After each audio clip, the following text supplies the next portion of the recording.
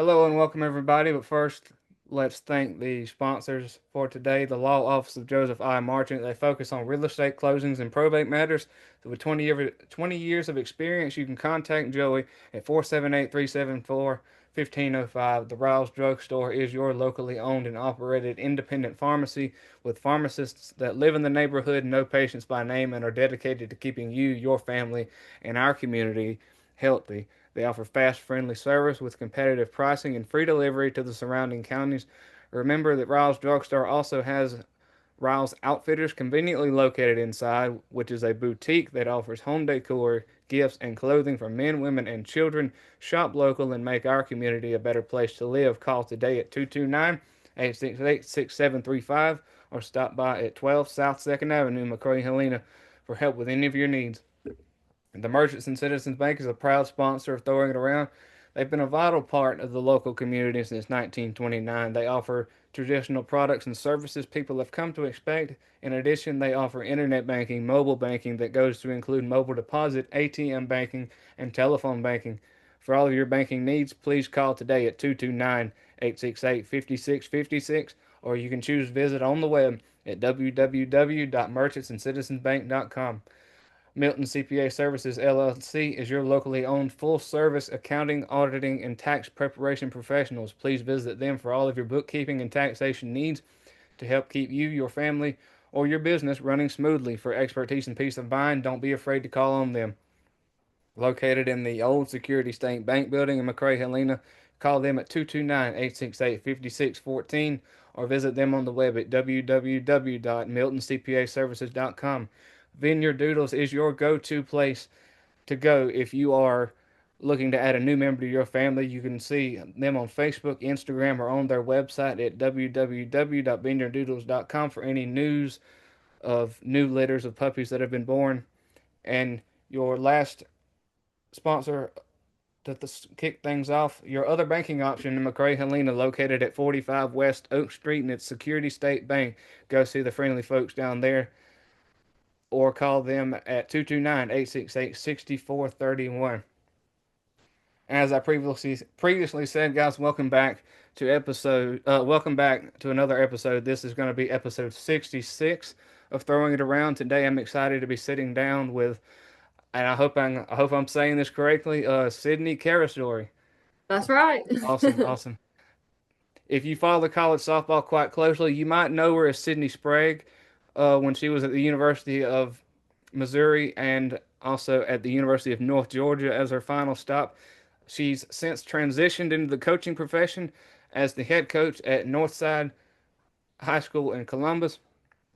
We've got that and much more to talk about. So let's not excuse me. Let's not waste any more time. So without further ado, let's get to know Sydney. First off, Sydney, welcome to the show. I'm so excited to have you here today. How are you? I'm doing good. Yeah, thank you for having me. I'm looking forward to it and looking forward to chatting with you. Oh, yeah, I'm sure we're going to have a fun time here today because I've got plenty of bullet points to cover. For those that may not already know you, I know I dropped a couple of clues of where you've played and the name of your maiden name. Now, for those that did follow softball, as I said, they might know you as Sydney Sprague. So just kind of give a short little introduction before we hit specifics as we move along about who you are. Yeah, I'm like you said, I'm was Sydney Sprague. Now I'm Sydney Karastury. I was born and raised in Columbus, Georgia. Grew up here. I'm 29, so I'm approaching 30 years old. I'm going into this will be my seventh year teaching and coaching. Um, I've been married for 2.5 years, and I have a 1.5-year-old son. So, yeah. Awesome, awesome. And as we all know, that I'll start off with a kind of a broad point, then we'll get specific. As we all know here, I mean the opinion is shared by many, and it goes throughout multiple areas of the sports world. But some of the best sports talent in the country has come out of the Peach State, whether it be with softball, football, baseball, basketball, and and that goes out into many other areas as well. So, kind of tell me your take on this opinion. And I 100% agree with that. And even just like when I talk with friends from out of state or some of my college coaching contacts that come like to the Elite Eight when we play like our state tournament in Georgia. They Hmm. just talk about the talent level that we have here in Georgia. And I even think just at the high school level here locally in Columbus and then with Harris County, I mean, a few miles down the road over the past few years, it's either been Northside winning state or Harris County just won it last year. And all of these girls like grew up playing together. So even just like breaking it down smaller, obviously Georgia itself is great for softball, but even just the little area I'm in, it's might seem like a small area, but there's just a lot of talent right here. So I definitely agree with it, whether it's just like the mindset of the South and, you know, South being big into sports or whatever it is. Georgia's always been a pretty big powerhouse for softball. Oh, absolutely, just jam packed. And if you, and of course, if as you said, if you were to, you could trace it back at least a decade and come up with a long list of names. Mm-hmm. It's honestly crazy if you sit down and do some extensive research. I've asked other guests to talk about where they grew up. You've already mentioned that you're back in your hometown in Columbus. So Mm-hmm. kind of walk us through Columbus and to you what makes it such a great place to have grown up. Oh, I mean, I have genuinely loved growing up in Columbus. And, you know, people might have their own opinions of it that are not necessarily from here, or they Right. might, they don't get, and you know how it is, like, or people that'll grow up here, they can't wait to get out. But, Yeah. you know, I was away from it for 6 years and I still made my way back here to Columbus and very happy. But it's one of those things where, I mean, there's a lot of people here, especially just the surrounding areas, whether you cross right over into you know, like the Phoenix City or whatever, we've got like, I think almost 300,000 people kind of in our area, but it feels small at the same time. And I don't know if that's because, you know, my parents also grew up here. My dad grew up in Alabama right across the border, and my mom grew up here. So everybody still knows everybody, even though there are a lot of people here. But yeah, I mean, I've loved growing up in Columbus. It's always going to be home to me. My whole family's here still for the most part, and very very thankful to be from Columbus, and I love it. I think you can find beauty in wherever you're planted. That's, you know, kind of like a mindset that I have, and so aspects of it that people might not necessarily enjoy, I think you can always find the positive in where you're at. So I'm very thankful to have um, been born and raised in Columbus, and I love it. Oh, absolutely. Hey, I love that answer. And for those that haven't watched, just a couple of days ago, for those that haven't caught the Michael Strickland episode in episode 65, the new Mercer University commit, go watch this because this question originates from his episode. So, kind of take a minute. Let's do a little bit of some mental time travel. Put yourself in the mind of little Sydney now. Let's go back into when this entire sports journey began, and kind of walk me through that. Okay, well, it sounds so funny to like say, well, I started gymnastics at 20 months old, which is, Uh it's like not even 2 years old, but my mom put me in like a mother and me class. huh. So I started gymnastics very, very early on. Um, and I will attribute, this is like a hill that I will die on. Like, I think gymnastics and things like that early on really build athleticism because they teach like body awareness and balance and just like movement patterns and things like that. So I definitely think I attribute that to me kind of like taking my avenue into sports or becoming more athletic, apart from genetics and things like that. I definitely attribute gymnastics to that. But so I started that, and then, you know, like a typical little girl, I got into dance. I did Mm-hmm. dance, and I did like youth soccer. And as I got older, I still did a ton of sports, and I think it's because I was just like hyper off the walls. I think my parents were trying to put me in like any and everything possible to like chill me out a little bit. But Uh huh. I mean, I did soccer, I did cheerleading. Obviously, well, I started out playing baseball, and then I moved into softball. I did basketball. I feel like I'm forgetting something. Pretty much those things, but I did all of those pretty much year round until high school started rolling around, and then I had to obviously like, you know, start consolidating. But I was always constantly just like one sport to the next. Um, Little league, like I said, dance and anything and everything, a very wide range. I did musical theater, just all kind of random stuff to keep me busy and to keep me like moving from one thing to the next. So yeah, pretty much any sport I have tried to do it at some point, and I've enjoyed pretty much all of them. I love that. It seems like you were just all over the place. I was, You- yeah, I Yeah. was. And I think I have it written in here somewhere as well. We'll get down to it about being a multi-sport athlete and really Oh yeah. being able to task manage like that. And we'll hit that in just a second. So, as you had gotten older, when would you say that all athletes have this? So, when would you say Mhm. that your competitive spirit or that competitive edge really began to develop for you? Oh my God, from day one. And Day I don't one. even know why. Like genuinely from the get-go. And it's so funny. My mom always messes with my dad about this because and I grew up like we were like a big board game family. We'd play games all the time. Mm-hmm. And my mom would always get onto my dad because even when my brother and I've got a brother who's 4 years older than me, but even when we were younger, like 4, 5, 6 years old, my dad would never let us win anything. You know how parents will be like, Right. oh, like, no. Ray did not play that game.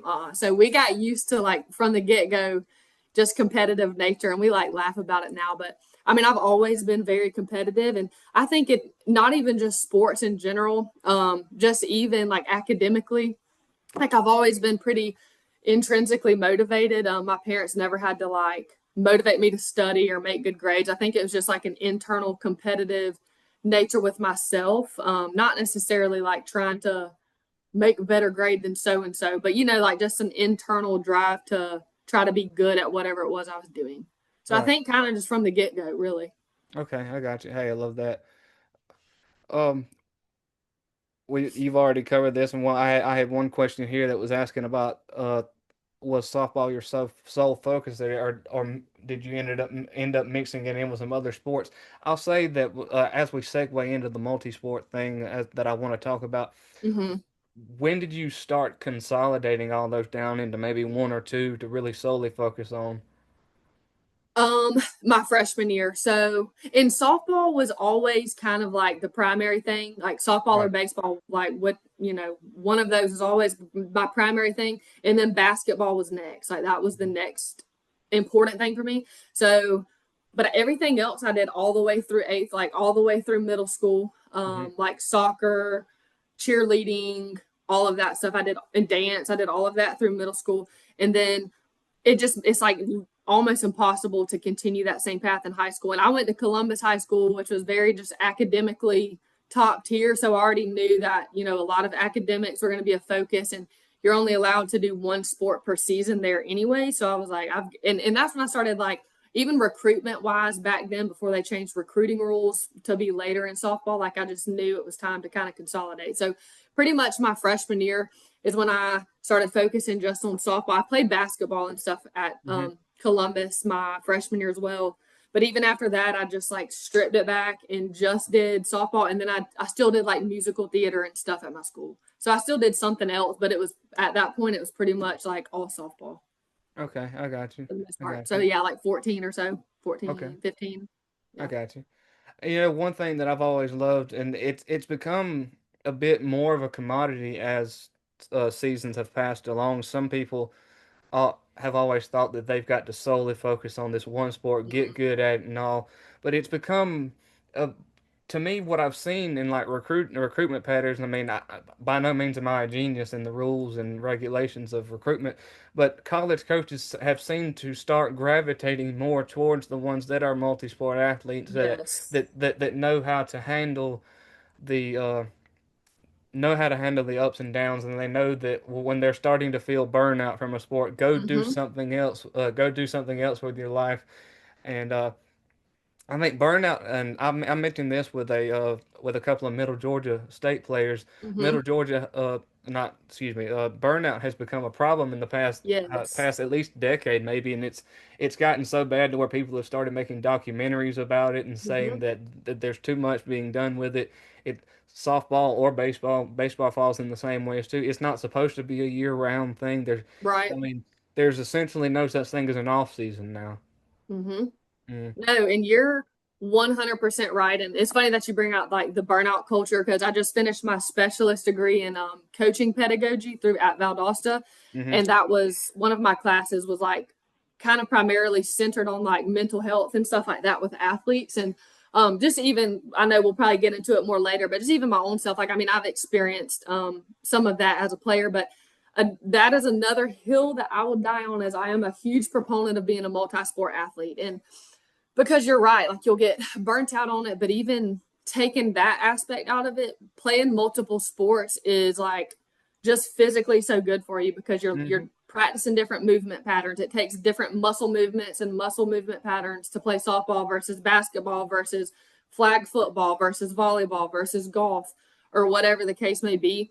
And it's so important to be well rounded that way and to be around different teammates, to be around different coaches, to be around different cultures, Hmm. and to just, like you said, to have fun, like do other things that bring you joy. You can compete in other ways. And while, yeah, you'll probably, like, if softball is your primary sport, yeah, you'll probably year round, you'll probably hit a little bit. You'll probably Hmm. still, keep up with doing stuff like that. But in terms of like the day in and day out, like full on competition of it, I think it's so important.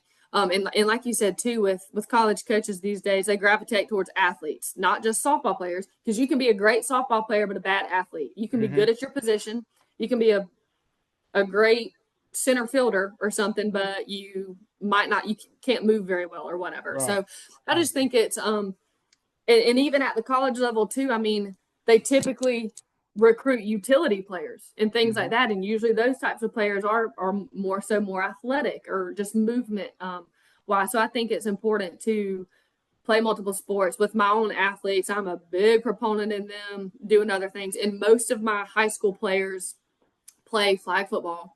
I got some golfers. I had one that did tennis, things like that. So they're all pretty much involved in other things, or even just like other academic clubs and things that like take precedent for them. So it's just a break from softball. Um, and that's funny. You talked to some Middle Georgia players. I coached one of them, Madison Cosgrove, who was just Oh named an yeah. All American this past year. I coached her at Northside. Yeah, she I had think an my first year at absolute Northside. killer season She this past. did. Yeah. Yep, she did. So fun, small world. Oh, for sure, for sure.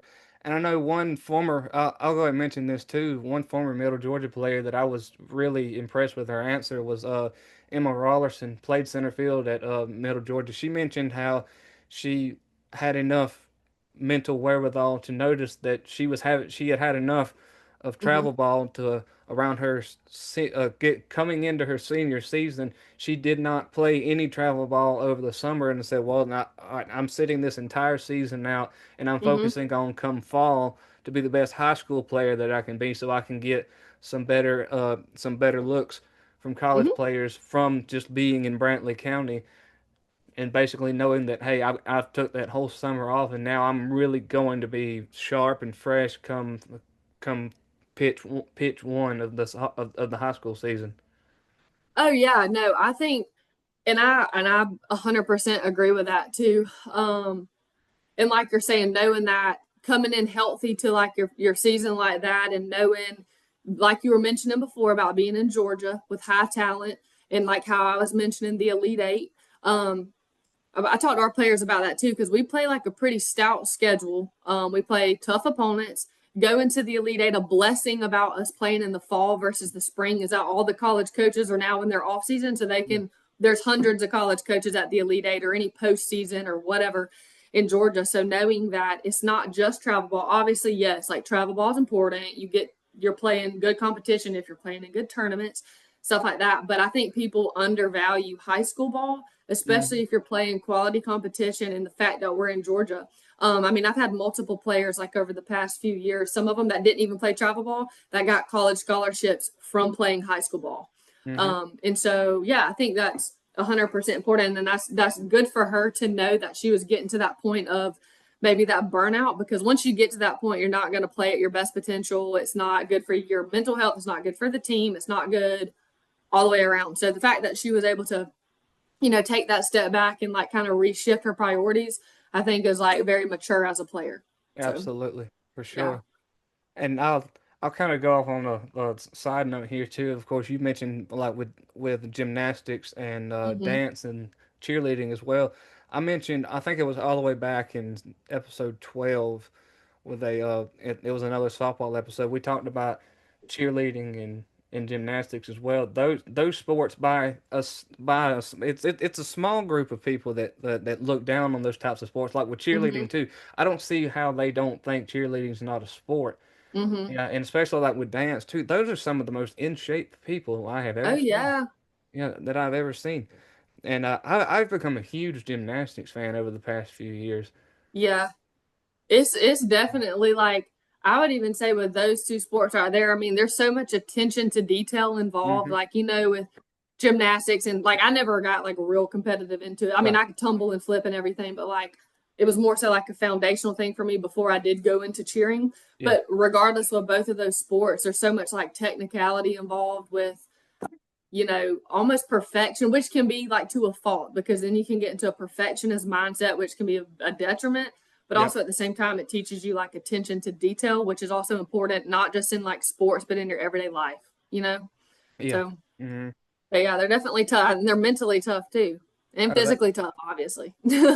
oh, that's for sure. And that leads me to the next point that we talked about how I've always held the opinion that athletes that choose to focus on more than one sport really have the time and task management skills, which is also which leans into the academic side of why coaches really go after them more because they see that they can handle a load, which is Absolutely. basically a given come college time to where you're going to have anywhere between 4 to 6 classes to Hmm. go to. Some people who choose to take on the 5 to 6 class load, God bless them, but I never was able to. I never was able to do that. But Hmm. I mean, but how would you describe overall the difference between multi-sport athletes and solo sport athletes from the viewpoint of task management? I would say that, and I agree with you 100%. I personally am so thankful that I played everything that I or was involved in. So whether it's multiple sports or multiple clubs or whatever, learning time management has been one of the most beneficial things. Yes, into college, I was Hmm. able to do very well with what I was doing. Also, for me, if I know I have like all this time in the world, I'll sit there and procrastinate. But obviously, when you know you're on a schedule and you have a routine, you have to stick to it. And I think that's important as an adult because even leading into my teaching life, I teach special education and I teach. So, not this past year, but every year leading up to this past school year, I have taught every single grade level of English. And then I've had two other classes. So, I had 6 different prep periods. Like, I had 6 different contents I was teaching all day long, which requires task management and time management to be able to effectively plan 6 different types of lessons every day. So, I don't think I would have been able to do that if I wouldn't have learned those skills early on of task management and time management, knowing when it's time to study, when it's time to take a break and rest, and that might you might have to be disciplined. And like for me, I work better in the morning times. I'm more of a morning person, so whether it's having to get up earlier and have some like quiet time to myself and like read my Bible and things like that to kind of get my day going, you just have to like rearrange your schedule to know what works for you. And I definitely think whether it's being a multi-sport athlete or whether it's just being involved, even if it's like if you have a role at church, like if you play a Yeah. sport, but maybe you also are like involved serving at your church and then you have an academic club, regardless of what it is, I think it's important to be involved in multiple things so that you can learn those types of time management and task management skills, especially for the college level, because you are just boom, boom, boom, boom, boom all the time. And away from home too, if you go away Oh from yeah. home, that's a whole Hmm. nother level involved, and you've got to be able to like, keep it moving, basically. Oh yeah, for sure, for sure. And that goes into the like, as we said, that goes into the students part of the student athlete title, which we'll get into in just Mm-hmm. a second about there's a reason it is in that order of the Mm-hmm. title thing. Yeah. And next up, I've got a two-part question here. Uh, Around the, I guess you could say, middle school, high school level, which is where this question would sit. It's kind of a two-parter. When did you begin dreaming of playing softball at the college level? And the second part to that would be, when did you realize that you had developed your skill set to where that very well could become a reality?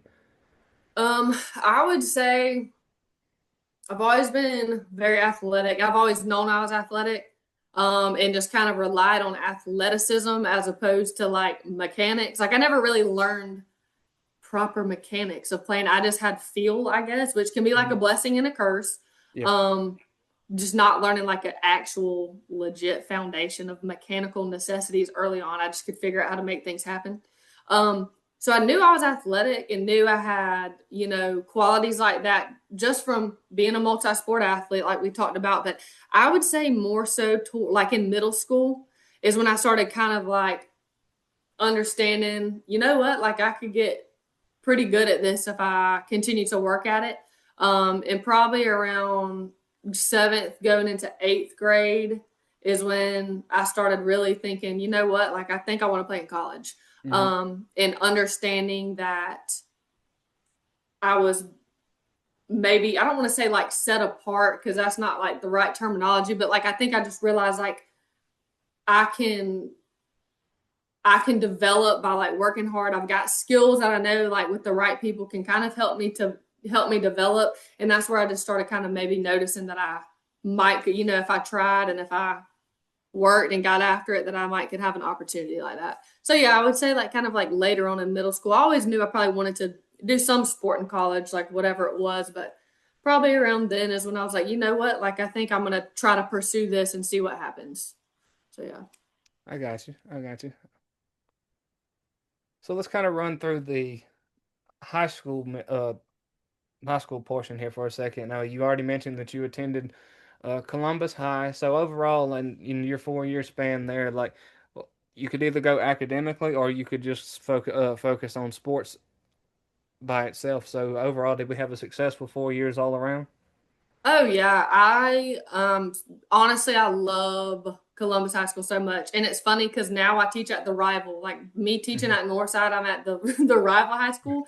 Uh-huh. I love, like, I'm so thankful I went to Columbus. I went to a private school from kindergarten to eighth grade, but I always knew I'd like end up at Columbus, Right. just because all my cousins went there and it prepared them for college. They all went to Georgia, very successful academically. And so I knew that by going there, it would prepare me for like a bigger university, like my dreams were.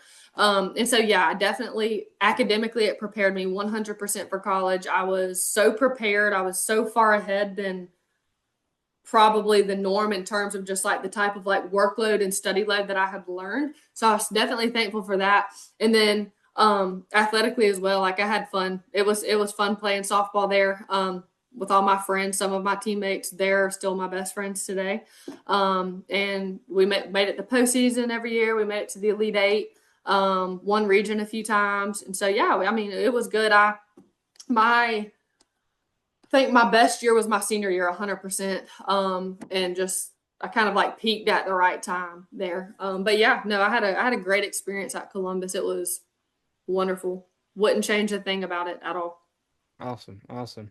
And one thing I've always thought that was kind of cool is, of course, the Elite Eight is always hosted at South Hmm. Commons there, and I've always thought that it's almost a given that you're going to see at least two, maybe three schools strictly from Columbus that's always going to be there year by year. It's a simple, short little bus ride, and it's like that's got to be the most uh, nonchalant ride just across town. I was Yeah, like, well, no, it was always whoever made it over that. Well, business as usual. I mean, you always see them walk through in the opening ceremonies. Business as usual for these girls. So let's see if they can run the table. yeah, and Mm, it's so funny because all these other teams get to come and like stay in hotels and they miss mm-hmm. school. No, we Not, sit there, we go to school, like we might not play until like 5 o'clock that night. Nip, we're sitting there at school all the way till we'll check out at 2 or whatever. It's like just a normal school day. you in But I think class. that can be a good thing because Yeah. like your routine is still the same. But it is funny because it is just a short little bus ride over there Mm-hmm. and everybody else gets to like stay in hotels and things. Mm-hmm. But I'm so glad that it's in Columbus. I'm so glad we have a great turnout of like a fan base, obviously, it being here and it being home. We get to sleep in our own beds, Mm-hmm. and all those things. So I'm so grateful that it's at South Commons. Oh, for And I hope sure. I it mean, stays that way. no. Oh, for sure. Hey, I know the years that I've made it over there. I've always loved making that trip. I know. Uh, it was guaranteed at least 2 days in total out of school. Because I mean, of course, because I went over there to broadcast it and Yeah. they would put it on the radio, either streaming it through Facebook or whatnot. But to Hmm. me, that was just an automatic. Okay, I'm out of school. Of course, I got to make these days up. Of Yeah. course, but as soon as I could walk out those front doors, I was like, okay, I won't be back until Friday, you know. That's right. It was just always fun to do. And I know that event plus now having a minor league team there, I mean Hmm. that's bringing in so much sport money inside that city now. You got the Clingstones there now. Yeah. I mean, especially it makes it even better that it's an Atlanta Braves affiliate too. So, Yes, it does. And I hmm hadn't even been to a game yet. I mean, really, my gosh, I don't even know why I have not been. I've just been so busy running around everywhere this summer, but I have just heard that those games are so much fun, and I love that we have that here, like you said, and they made that stadium so nice. So yeah, I've got to get to a game, and I'm glad it's the Braves also. oh yeah. Of course, eventually, I'm hoping sometime in the near future that I could make it over there as well. Yeah. Well, I'll take a pause in the action here for a quick second and thank these sponsors. Because without them, this would not be possible. Thanks to the Security State Bank located at 45 West Oak Street. Call 229-868-6431. Vineyard Doodles, your place to go for a new puppy if you wish. Go see them on Facebook, Instagram, or their website, www.vineyarddoodles.com. Milton CPA Services, your go to accounting firm. Call 229-868-5614 or see them at www.miltoncpaservices.com.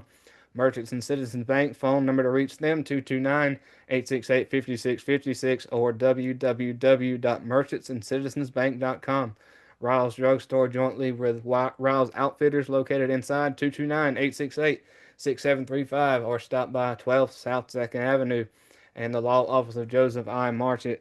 Call him at I'm getting the numbers mixed up. 478-374-1505. Now, this is the great that was a great place to stop. So now we're jumping into the recruitment process. The recruitment process brings with it a list of choices that are to be made and taken seriously. So, did you go into it with the hopes of hearing from any schools in particular? Did you have a dream, whether it be physical or mental? Did you have a dream list going in? Yes, I wanted to go to Auburn. That was like, I mean, I was born and raised an Auburn fan. Hmm And I got the opportunity to, connect with the coach and everything there through my travel ball coach.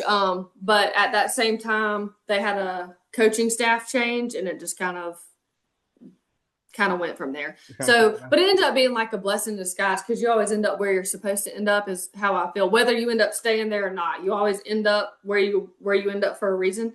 But yeah, so definitely Auburn. Or I just wanted to be at like a D1, which I have a different mindset of now. I don't like the whole D1 or bust mindset, especially Yeah, like with my players these days because it's bullcrap. Excuse the way I it's said kind of a that, but it torturous genuinely mindset. is. Yeah, Like it's yeah. So it's but yes, like a typical athlete, you want to play at the highest level you can, and in softball, it was pretty much the SEC because pro softball wasn't like super big. But yeah, so no, definitely that. Yeah, I wanted to play. Auburn was my dream school, or the SEC in general. So all right. yeah. I got you. I got you. So overall, who came knocking at the door first with either with interest or a straight up offer? So I had interest from UAB in South Alabama, South Carolina as well, obviously Missouri. Those were some of like the four main ones. Um, Georgia College and some other small Delta State. There were some other like smaller D2s, but in Hmm terms of like Division 1, South Carolina, Missouri, UAB, and South Alabama all were kind of like the ones of interest. But my recruitment was way different than it's not necessarily like a traditional recruitment process. hmm Yes, I played at like I got seen by South Carolina at a tournament, which those are also kind of like you got to be seen at the right place at the right time. And luckily, I had just a fantastic game when their coach was there, and that was awesome. But for the most part, the other ones all happened at like camps and clinics. And my travel ball coach at the time had like so many personal connections with college coaches to where they'd come watch a practice or something. So that's kind of how it was with Auburn. Like it was Tina Deese at the time, who was the coach there. She saw me at like a practice with 5 people. And then same thing with Missouri. That's how I got recruited by Missouri was Coach Earlywine was going to be in Atlanta doing some type of clinic or something, but he called my travel ball coach and was like, if you have any players that you think could play at this level, bring them up here, and I'll stay an extra day, and I want to watch you run through a clinic with them. And so it was me and three other teammates. So there was only four of us up there, and I went into that one too, just like, and I was like a little bit older at the time, like I was going into junior year. I was going into junior year, so it was like late at that point for me. Like at that time, it was like a late recruit or whatever Right. for my class. But I just knew, like I had just like prayed to God, and I was like, you know what, like if this is where, and I knew Missouri was in the World Series in 2010, 11, and 12, back to back, boom, boom, boom. Like I knew they were very successful.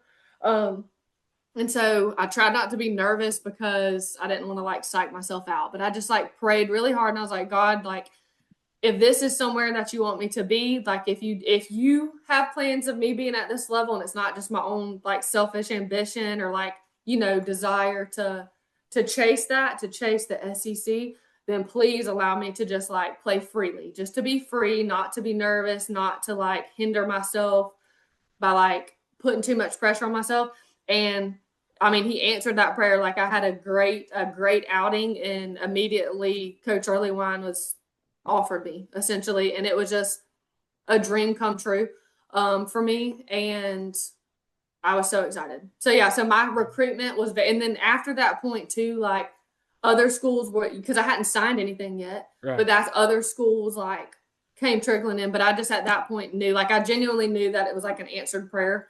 So yeah, I didn't intend to go 12 hours away from home, Right. but I knew that's where I was supposed to be. So Oh yeah, for yeah, so my sure. recruitment was weird.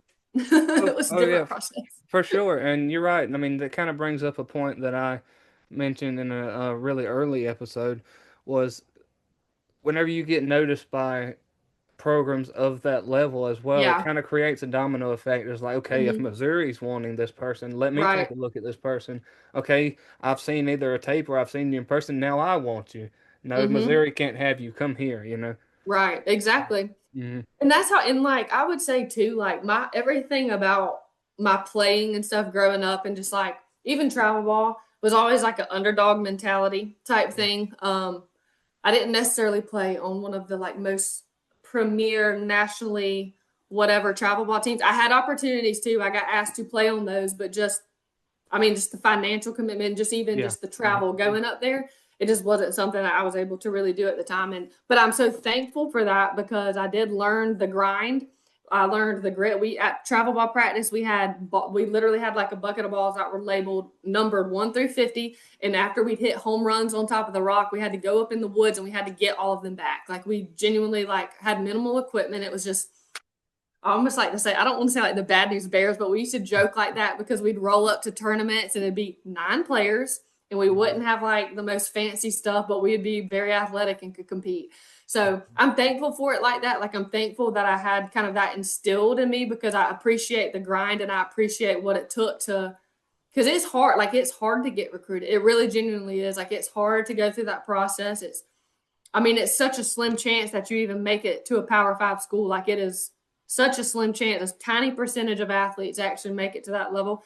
And I'm thankful for the way that I got there, because I mean, it's definitely shaped like my outlook on things and just respecting the process. And then when I got to school, I respected the process even more because I knew what it took to grind. Like I knew what it meant to have to grind it out. Like nothing's handed to you, nothing is given to you. It doesn't matter if you came in as the number one recruit in the country or if you came in as a walk on. It doesn't matter when you get there. It's who is going to perform. And so I just think that's like an important mindset. So yeah. Oh yeah, for sure. And once you get into college, for a lot of people, um, my great friend Michaela Clark, she played I know at least 2 or 3 years of college ball. She said she learned real quick once she got to the college level.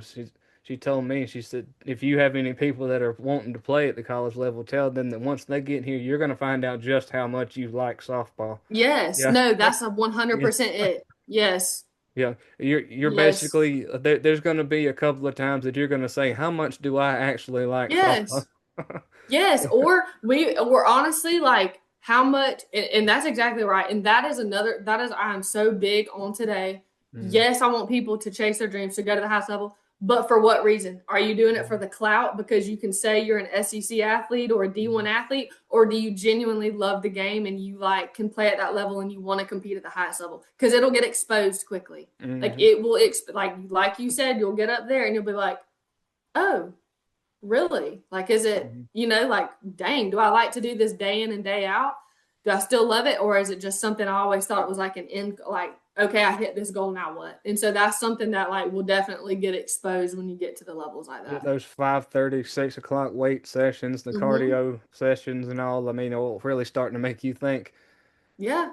And everybody being as good as you or better. Oh yeah. And if Mm-hmm. you're used to being the best at where you're at, okay, well, now everybody's like that or better. And so it's like, can you, grind through that in the whole everything about today where you're just able to transfer anywhere and everywhere. I think it's obviously it's good to be able to transfer, but like back when I was coming through, there was no transfer portal. We Mm-hmm. did not have that. And there were consequences if you transferred, like, you'd have to redshirt. If I were to transfer back, like in the SEC somewhere, if I were to want to try to transfer, like, back home to UGA or something, I would have had to redshirt.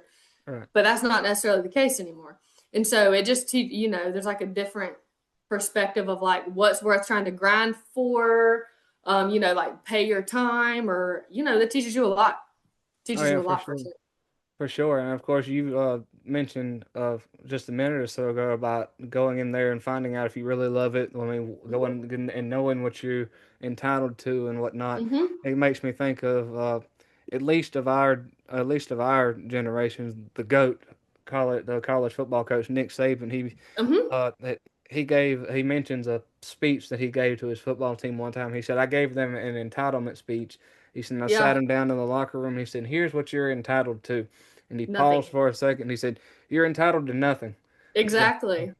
he said, "You wake up in the morning." He said, "At this level, you're entitled to nothing." He said, "You come Mm-hmm. out here, and especially if you play for Alabama, you're entitled to nothing. You earn everything." Yep.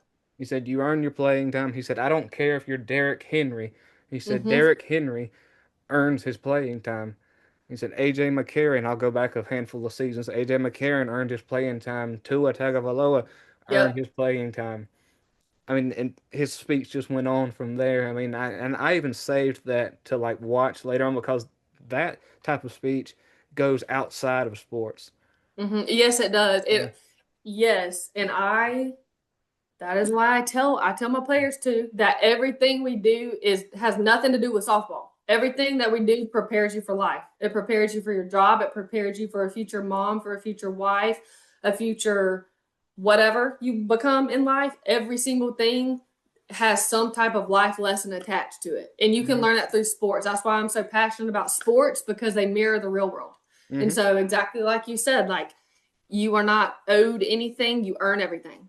Hmm. So yeah, so I'm not an Alabama fan. My brother Yeah. went to Yeah. Alabama, but Yeah. I do love to listen to Nick Saban talk because Right. he is the GOAT. Like you said, he is rightfully so the Right. GOAT, and nobody can take that away from him. And of course, I share that same reasoning. I mean, I've never been an Alabama fan, but I've always been a Nick Saban fan. Yeah, I mean, for like sure. there's a difference there. And I've That's told right. people that before. It's like, well, how can you like Nick Saban and not like Alabama? Well, I can, and just Yeah, you don't can and argue you with me do. about it. I can. Right. Like me being born and raised an Auburn fan and Yeah. losing to Alabama all the time, Yeah. but still appreciating, Yeah. especially now that I'm a coach, I appreciate Nick Saban even more now that I'm a Right. Right. coach. Yeah. For sure. And, and with at the end of the recruitment journey, you eventually did end up picking Missouri and went out Hmm. there to the zoo, as I've heard some Yeah. people Yes, the say. zoo. That's Yeah. right. Yeah. Making your way to the zoo. You got yourself a ticket into the SEC, Hmm. whereas they say it just means more. And so Yeah. that in the end, what sealed the deal for Mizzou as your pick? So when I went on my visit there,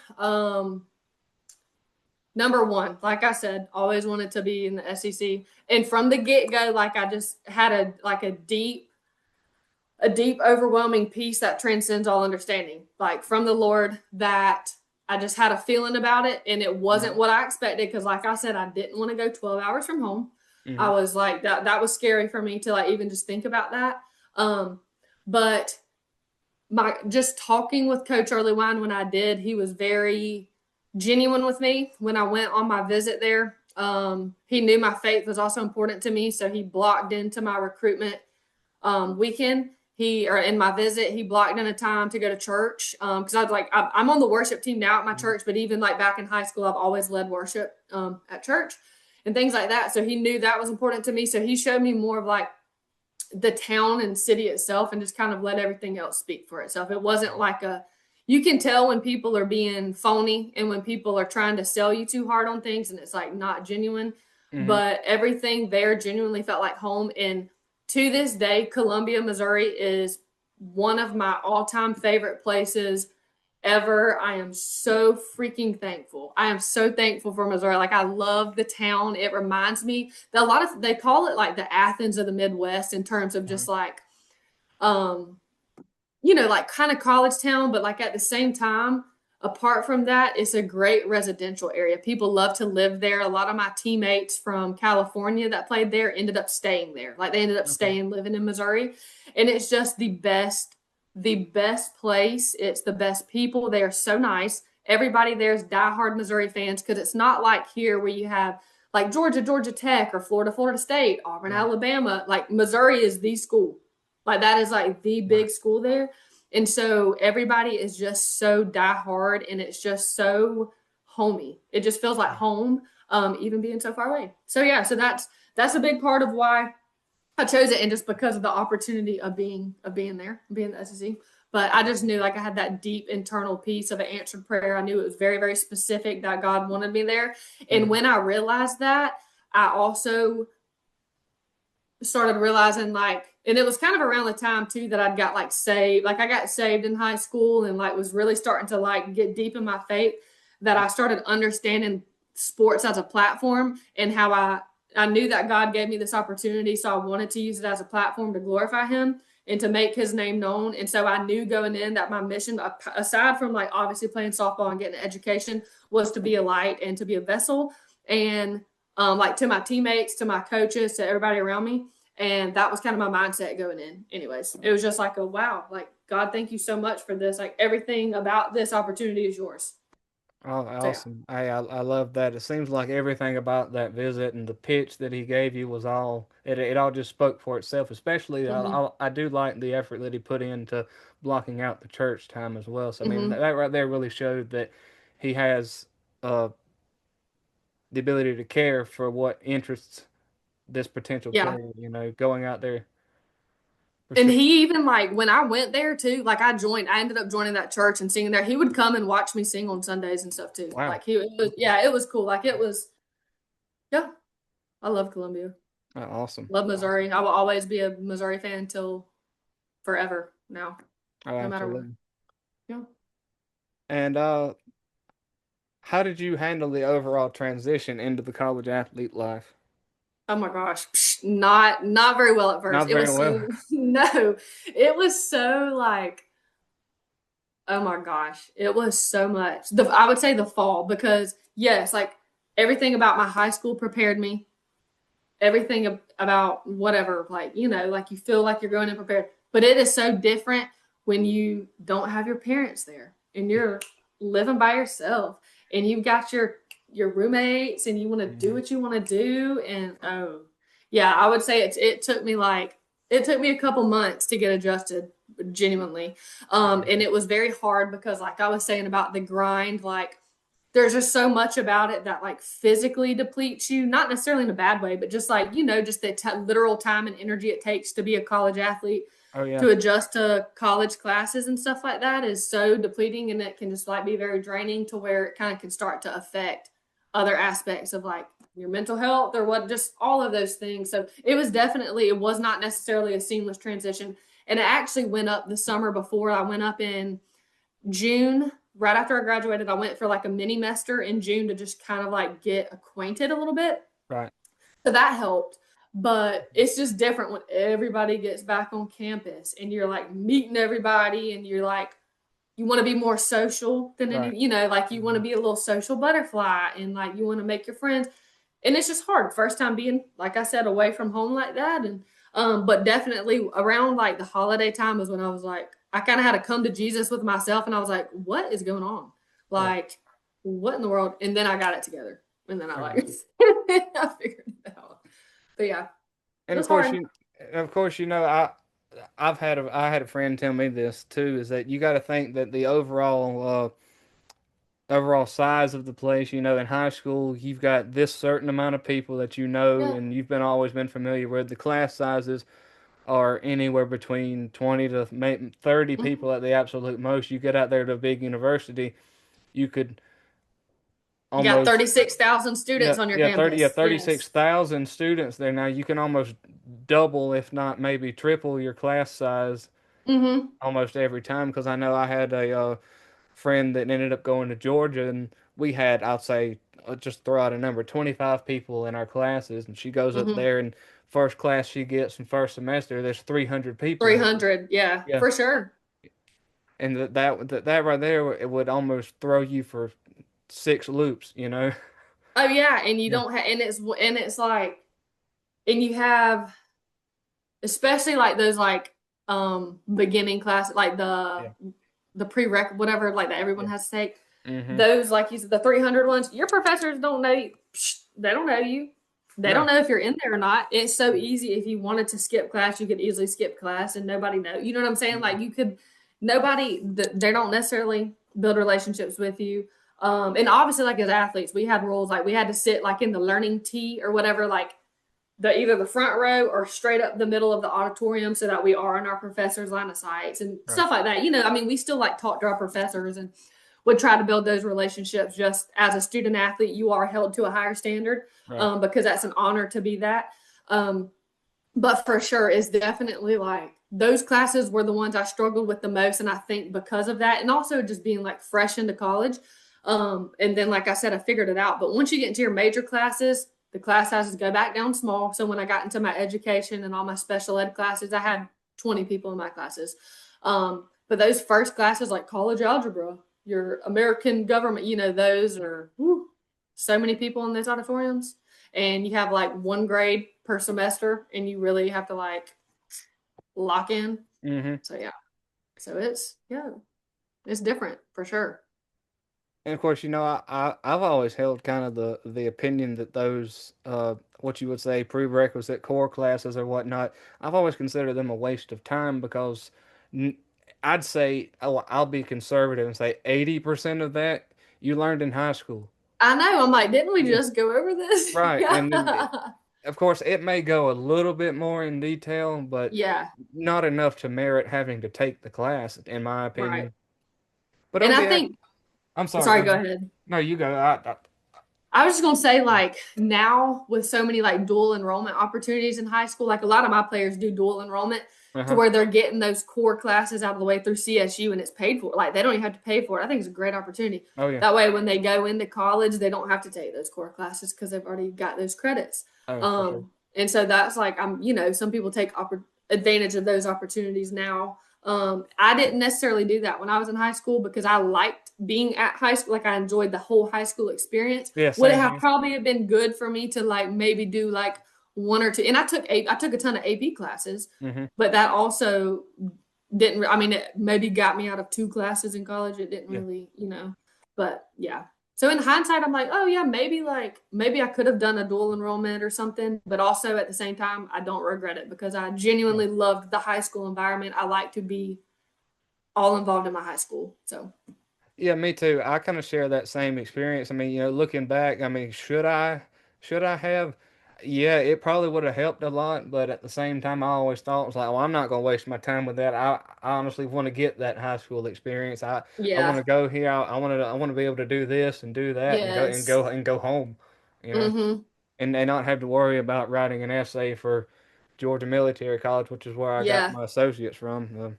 yeah, Yeah, going through and having to go there and do Miss Patterson's English essay, and then I'm finished for the night.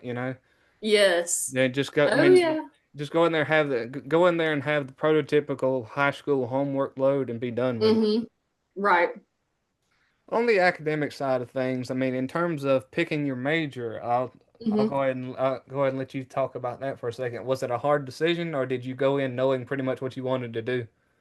Oh, I knew what I wanted to do. Since I was 15 years old, since my Yeah. freshman year of high school, I knew I wanted to be a special education teacher. Okay, So cool. from the get-go, I was like, and that was another very like God ordained thing for me of something very specific my freshman year that God answered in a very specific way and put on my heart to where I knew that that was like planted in me.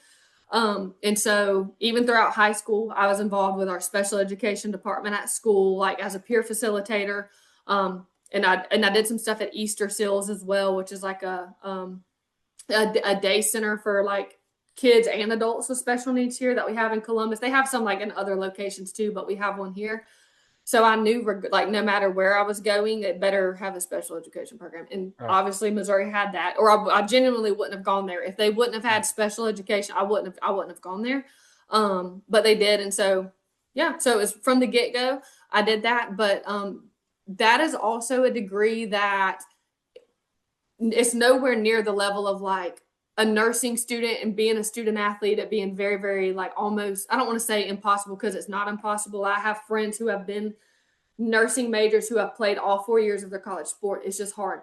Teaching is kind of similar in the standpoint when you start having to do student teaching and things like that. Everything that you do, like there were times even when I ended up transferring to North Georgia, me and two other of my teammates we were all education majors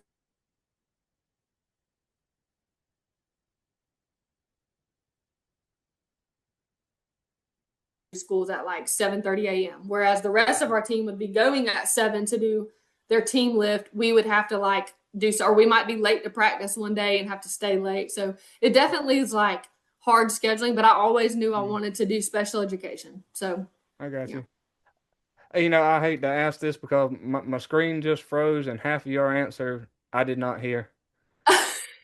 You're good. You want me So, to you want me to so if like you don't mind, could you repeat that? So yes. I'm hoping it's in the recording, but if it wasn't, would you mind repeating that? Oh yeah, Yeah. no problem at all. Yeah. About if I always knew I wanted to do or Yeah, if I always knew what major I wanted. Yeah. I think where it froze was you talked about at least one or two of your teammates were education majors when you transferred to Oh, North Georgia. yes, It yes. froze So right there. oh, okay, yeah. So, Yeah. there was three of us that were education majors there, Uh, and we would have to do like our strength and conditioning at weird hours at like 4:45 in the morning, I got you. because we would have to be able to get off to our student teaching assignments at like a typical like school hour time. Yeah. So that was definitely kind of challenging for us to try to maneuver. We would miss out on some stuff with the team, but that's also part of like you're a student first and then an athlete. So your degree obviously is like comes first. So I got yeah, you. so it's definitely, you had to work through some of that. I got you. I got you. So apparently I didn't miss that much because Oh yeah. when you finally came back in, you were mentioning something about 7:30, so that I Oh was yeah. automatically assuming that had something to do with the school. Mm-hmm. I Yeah. got you. What, what about like with overall strategies? Was there anything in particular that you implemented to like help keep yourself on track? I mean, was there any type of like learning strategy like writing stuff down on a schedule or picking out certain times like all right, I'm studying at this time. I'm going to do uh I'm going to bed at this time. Just some stuff like that. Oh, absolutely. Yeah. And I think that's some stuff that I kind of like like I said, it always had to kind of do that growing up. Yeah. But once you get to college, your schedule's automatically different. And you just have to figure out what works for you. So I always knew, like I mentioned earlier, how important starting my day like in the word and like journaling and quiet time and all that stuff is for me. So I would always, no matter what, a morning part of the some type of morning segment would be centered around that, like filling myself up with scripture before I would even study, before I would work out. I mean, obviously, like on a day where I had a 4:45 workout, obviously I'd do that. But at some point in the morning, I would make sure to kind of like reset myself. And then yeah, it would kind of just depend on my class schedule because some days like Monday, Wednesday, Friday, I might have three classes. And Hmm. then Tuesdays and Thursdays, I might only have one or two. So my daily schedule might look different depending on which day it was. But it was always something like that where like the morning time was kind of me like doing, filling myself up, but then also I know that I am most productive in the morning. So if there was something academically that I needed to take care of, I would try to do it in the morning segment, whether it was between classes, or whether it was, coming back to my apartment if I had a break or something before lunch or before practice. All of our practices were always afternoon. At Missouri, they were always at 2:30. Everything about like softball was at 2:30 every single day. And so all of our classes were obviously morning classes. And then like we'd have some time in between there. So for me there, I kind of more so had to do stuff in the evening because everything was back to back. But at North Georgia, certain days were different. We might have practice at 2:30 one day, but then the next day it might not be till 4:45.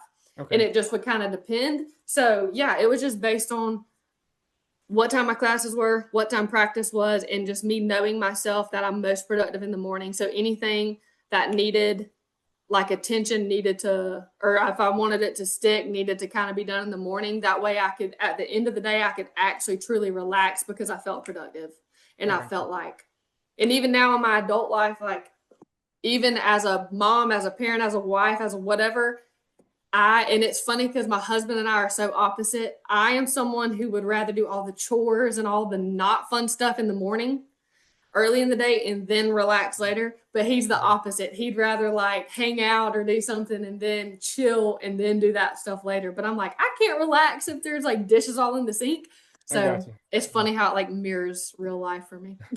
Oh yeah, I mean, and of course, I mean those some of those strategies that you implement like through school, we always talked about. There's so much that we don't realize at the moment, but we're going to be carrying that elsewhere, and it's going to continue to be implemented. Oh yeah. And I'm also very like paper copy visual. Like Mm, even in college, like talking when you're talking about strategies, I could not sit there and like be typing my notes on my computer. No, I had like an actual notebook, paper okay. pencil, color coordinating things, a paper calendar or Mm, planner. And I'm even like that today too. Like I'm not the most tech savvy right. person ever, but so I try to stay like paper pencil helped me a lot. Oh yeah, of course, me too. I mean, I've gotten to the point to where I'm a somewhat of a healthy mix of it all. Yeah. But if I had to like pull it all out in front of you and show you, I've probably got more physical copies of stuff than I Yeah. do stored on the computer. Mm-hmm. Because if somebody tells me something like I've got to remember this, I was like, pause for a second, shut up, and let me write this down. Yeah, Yes. yeah, Yes. mm, And then now, like me as a coach, kind of how you said you're a mix too. So now when I make practice plans, because yeah, there's six assistant coaches that I have, so there's all of them.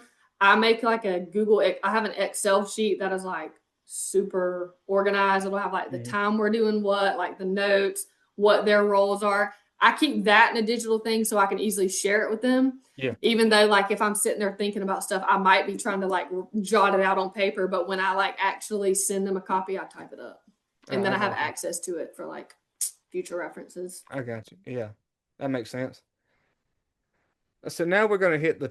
Oh, excuse me. I checked this off and didn't even ask it. So what are you?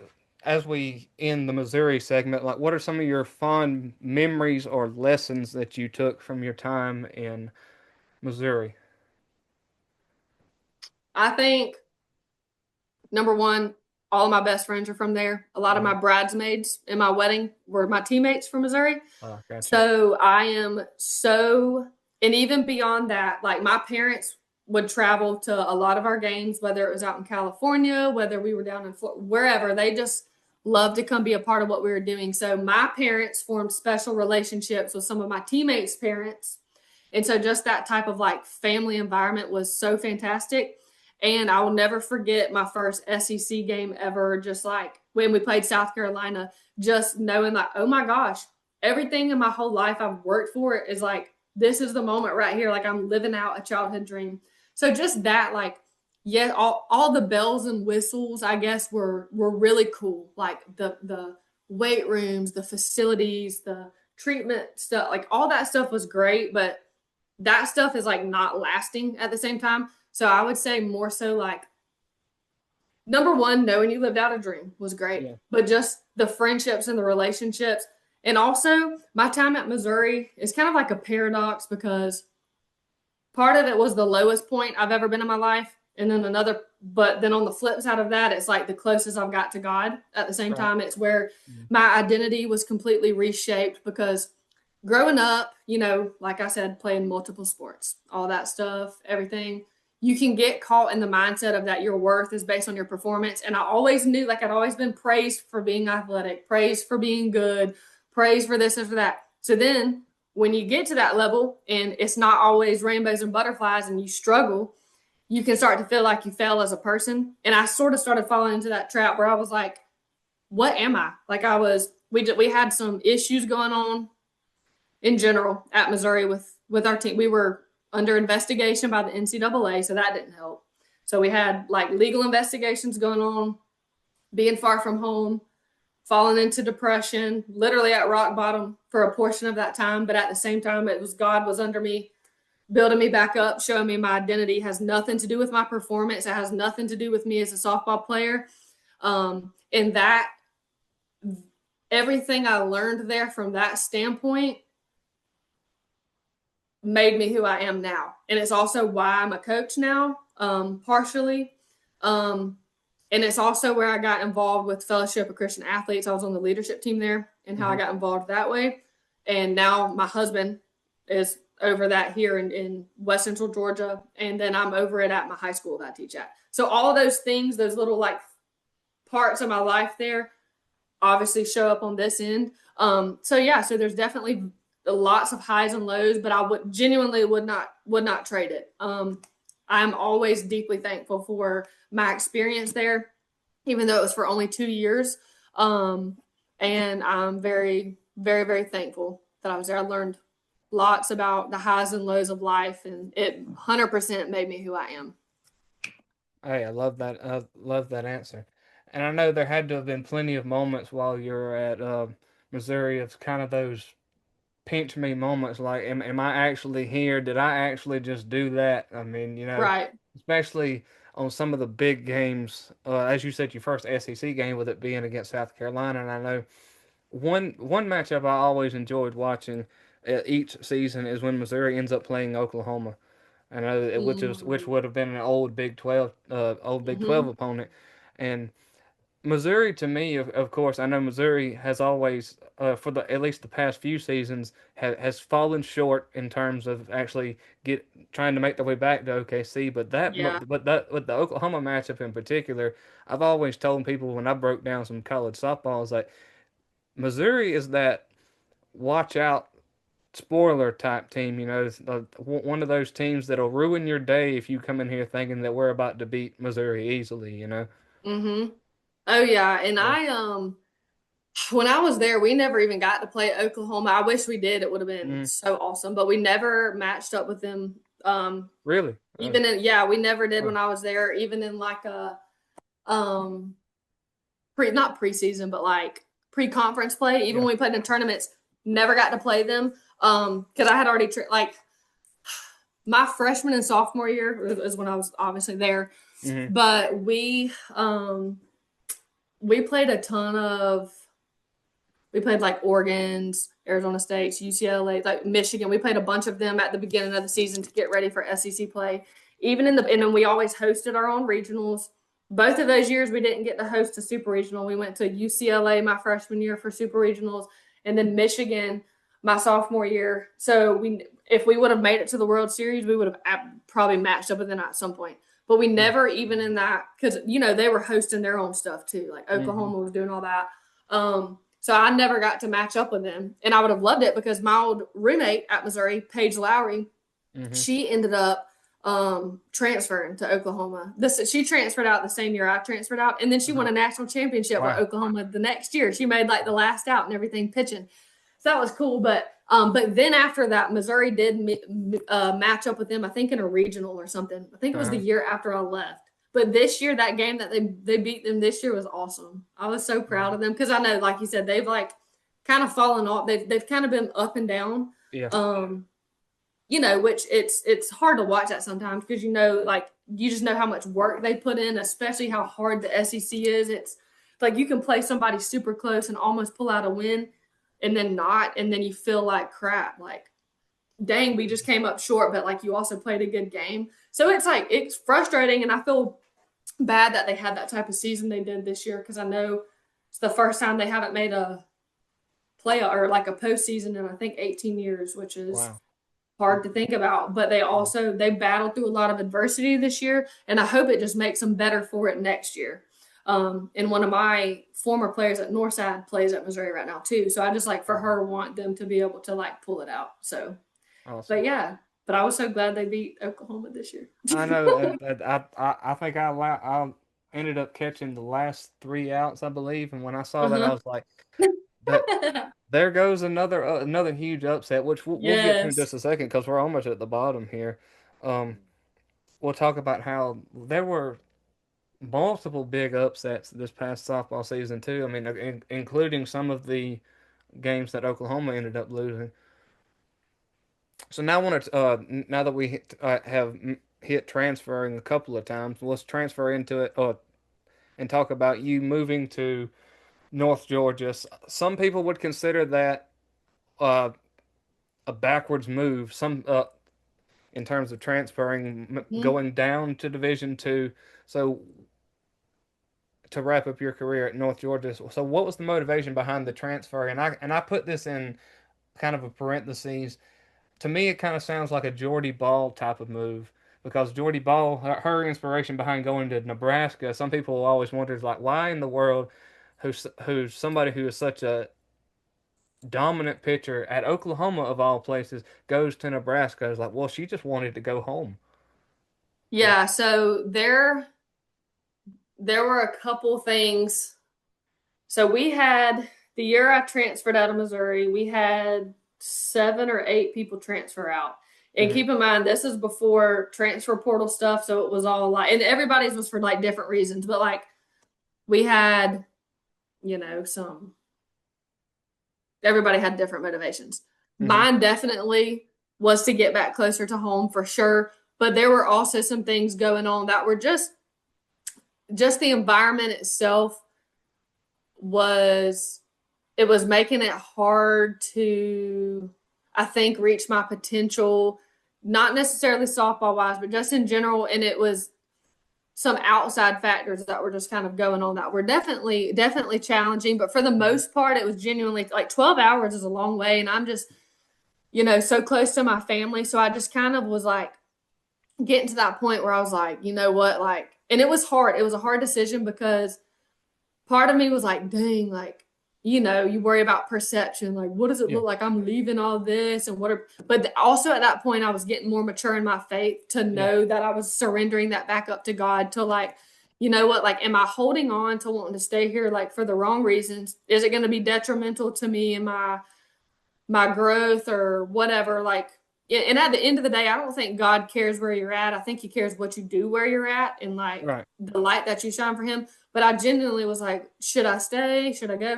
And there were just some doors that started like kind of opening up back home. And the way that it was North Georgia was also a God thing because so the summer between my freshman and sophomore year, I worked grounds crew at Missouri. So I worked and like some of my teammates and some of the baseball players, we stayed up there just to like make extra money. And we worked on all the sports facilities. So like dragging the fields, all that stuff. So at the time, Coach Davenport, who was the coach at North Georgia, he was also coaching the USSSA Pride. And the pitcher for the Pride at the time, Chelsea Thomas, was like a renowned pitcher from Missouri, like a 4-time All American, got them to the World Series 3 years in a row, like pitcher of the year, very dominant. So she played for the Pride. So they did, when they were on their pro tour, they came and they played a game at our field at Missouri. And so I was working that game and I accidentally ran into Coach Davenport in the dugout. And he was like, hold up. He was like, I know that accent's not from the Midwest. He was like, where are you from? And I was like, oh, I'm from Columbus. Like, I'm from Georgia.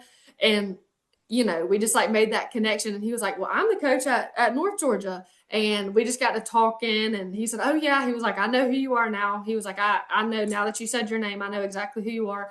And we just like talked, like, and that was it. And, I was still happy at Missouri, everything.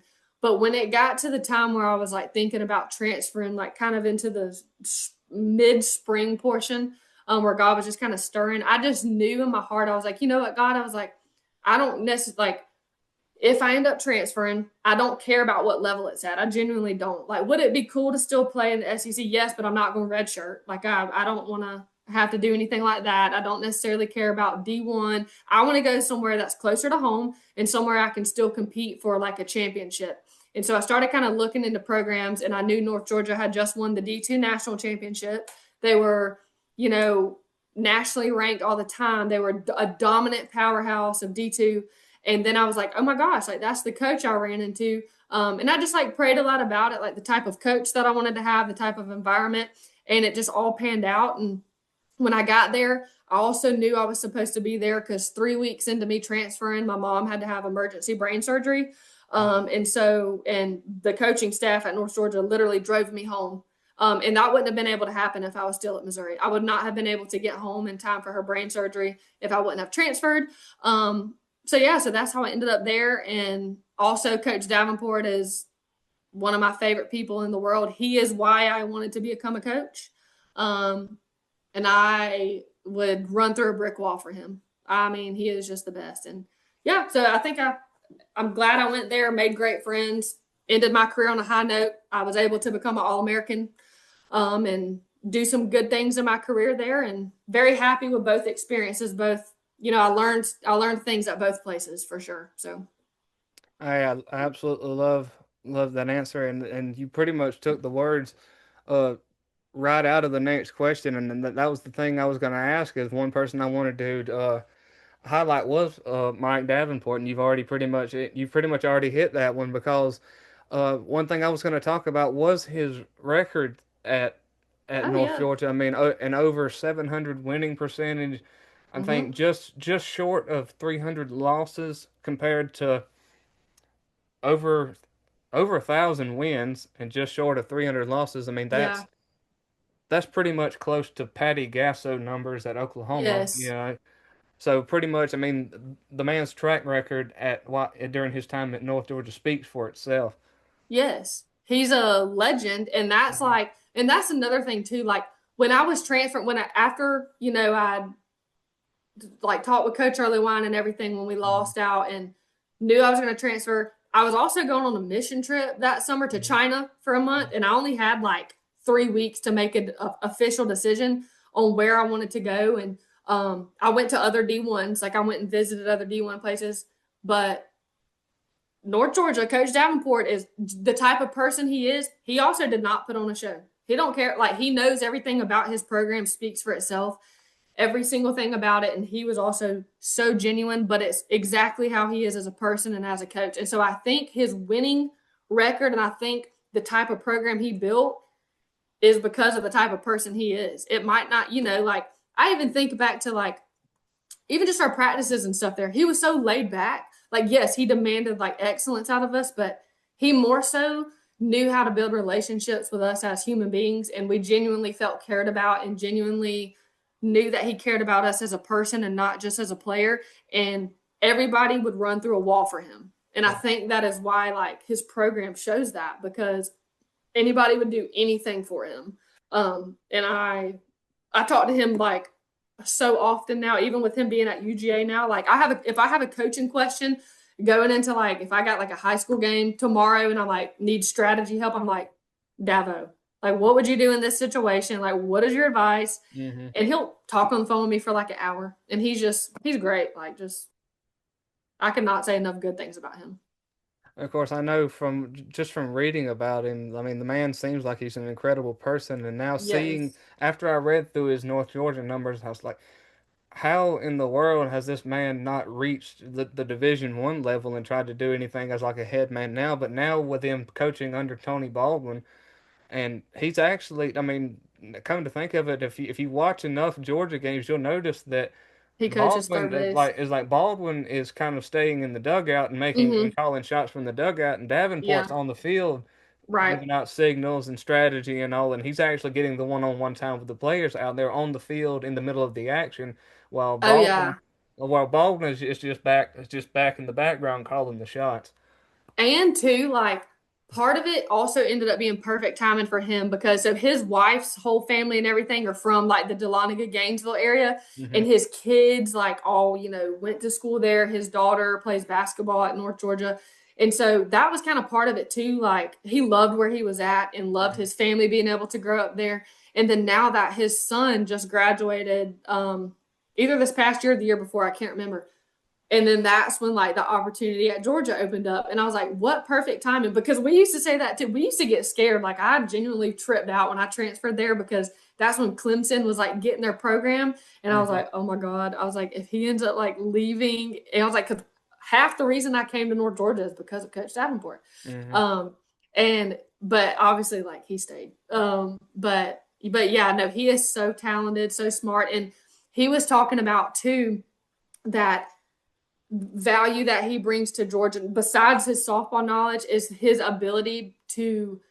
help recruit in state. Because part of it is like, how can we get the talent in Georgia to stay in Georgia and to not go to all these places? And him being a Division II coach, he has to be more personable and more like in the nitty gritty with the high schools and forming those relationships and things like that. Whereas bigger schools don't necessarily have to do that as much because they can like kind of like just the appeal of them being bigger can draw in multiple. But he brings that great asset to the UGA program to be able to help out those coaches with all of his connections that he has here in Georgia. And I mean, he's thriving there, and I'm so happy for him. Oh yeah, absolutely. And I know come August, the good thing I'm really looking forward to come August, he's going to be in Eastman speaking at a dinner, and Oh, I'm actually going to be able to get to meet the man. tell him I said, hey, you got I to tell will, him. I will, I will. So I'm actually eagerly. Well, I think it's August 7th, I believe. Oh, If I can, and if I'm able to drive up to Eastman to meet the man, I will give yes, a special hello please do. to Coach for you because Yep, and he's my coach for life. yeah. If and of course, if I can pull the right strings, I'm going to see if I can sit down with the man and do exactly what you and I are doing, and see how Oh, good of an interview I can get out of him. Oh yeah, he's great. And if you do that, you'll realize just how he's like soft spoken, so laid back, very humble. Really? He's Okay. awesome. Yes, he is Nice. like Cool. he's the best. Genuinely why I wanted to become a coach. He changed my life. He showed me how to love the game again. He made me want to be a coach. Yeah, 100% made me want to be a coach because I did not want to be a coach until Okay. literally the end of my senior year at North Georgia. Okay. I Yeah. got you. So we can transition to the coaching at Northside question now because you've answered the inspiration behind wanting to be a coach, and Mm-hmm. I because my next question was going to be what prompted the transition into the profession, and I know you mentioned you got the teaching degree, and then you added on the desire to coach right after you hopped out of college. So that now that you've got the title of head softball coach at Northside, like what was it like when you got the "you're hired" message? As a head coach or just in general coaching? Just in general, like Oh, now you had that newfound inspiration to want to yeah, be a yeah, head yeah. coach, and now you Yeah. got the "you're hired" message Oh, yeah. from here in high from being able to come back to Columbus and coach. Yeah. So I actually started out my first year right when I graduated. I coached at Grayson High School up in Gwinnett County, my first year, and that was so much. Like I had a great time up there. It was 7A at the time. We lost in the Mhm. 7A state championship game that year, but great time there. But that was also when COVID, the very first year of COVID. Oh yeah. When March hit, all the COVID stuff happened, and then got up and doors back home. And even before that, like I'd helped out at Northside a little bit while I was still in college, like during the summertime with when Brandon called me. Um, and was wanting me to come back this way, but I already was like, like I'm gonna be at Grayson. I've already kind of committed to that. But if anything ever opens up or God has other plans, like I'm definitely not opposed. And so when COVID hit, Brandon and I have been talking. A very specific type of special ed position opened up at Northside that I had been praying about because I didn't necessarily want to leave Grayson because it was great, and I didn't want it to be like a grass is greener on the other side type, and it not be. But God opened up those doors, and I was like, this is great. Like, I get to come back home to Columbus. I hadn't been here in 6 years or something, Hmm. but how perfect. And so I was just so excited to be able to get back home closer to my family. It's also around the time that Jonathan and I started dating, and then obviously we're married now. So it's just kind of cool how like God wove together like important things that would happen in my life in his timing. So yeah, I was so excited. And Northside is genuinely, I'm so blessed to be at Northside. It is the best work environment. It is such a great school. They're so like gung ho about sports. They're fired up about they're really back athletics, and it's just such a fun place to be. So I was just so excited to be able to work there and have just successful, as an assistant coach there under Brandon, having successful careers there, winning a couple state championships and things like that, and just being able to learn under really good coaches, both at Grayson and under Brandon at Northside. Hmm. And then transitioning into head coaching now, it's a blessing to be able to teach or to coach this program. And it's a blessing I don't take lightly. I know it's a it's a great opportunity, and I'm honored that I get to be the coach there and to use that as Hmm. my platform. So yeah. Awesome. Awesome.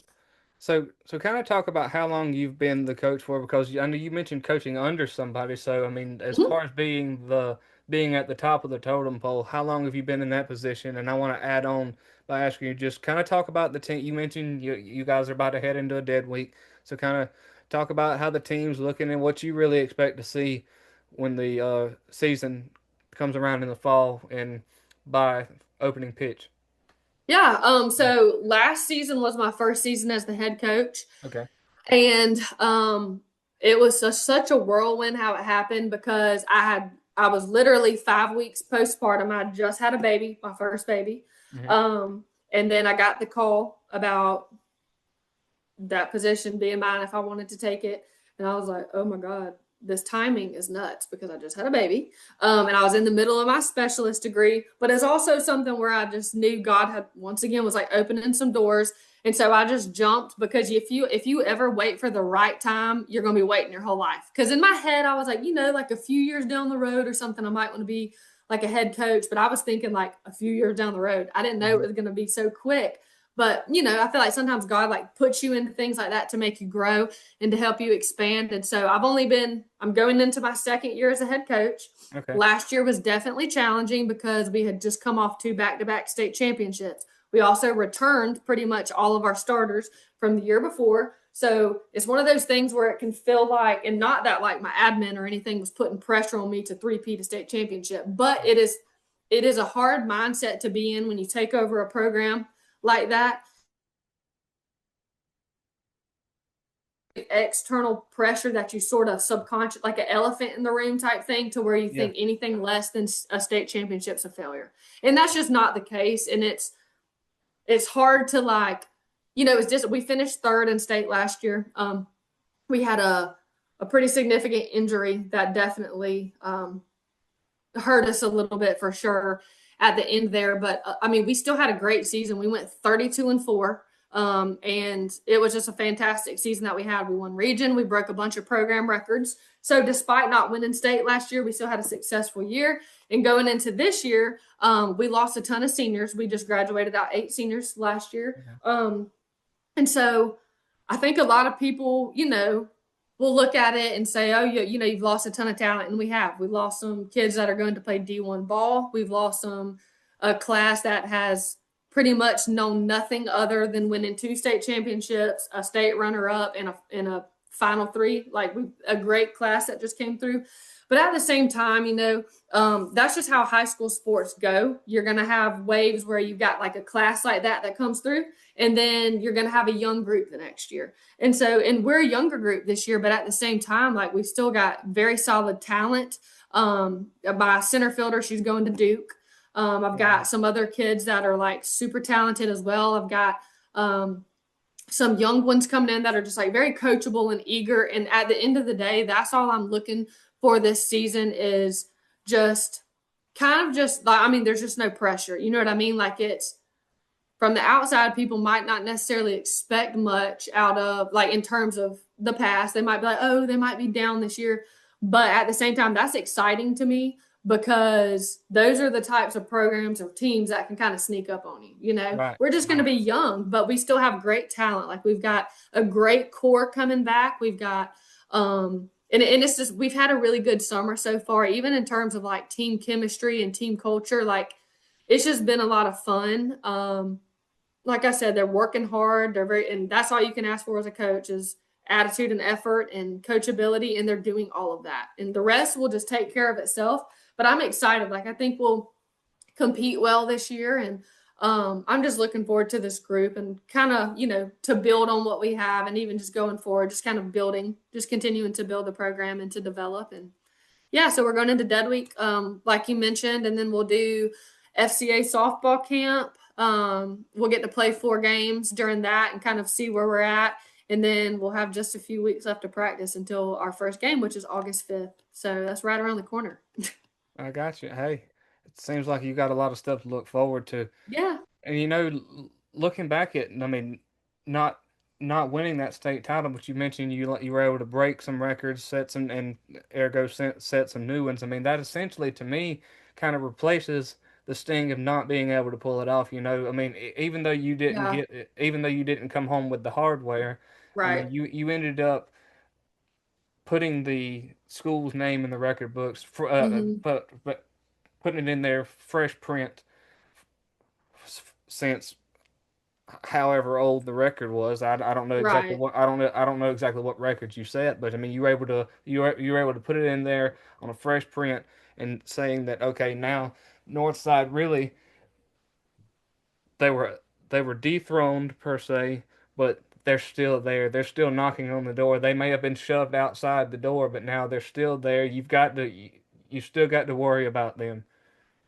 Right.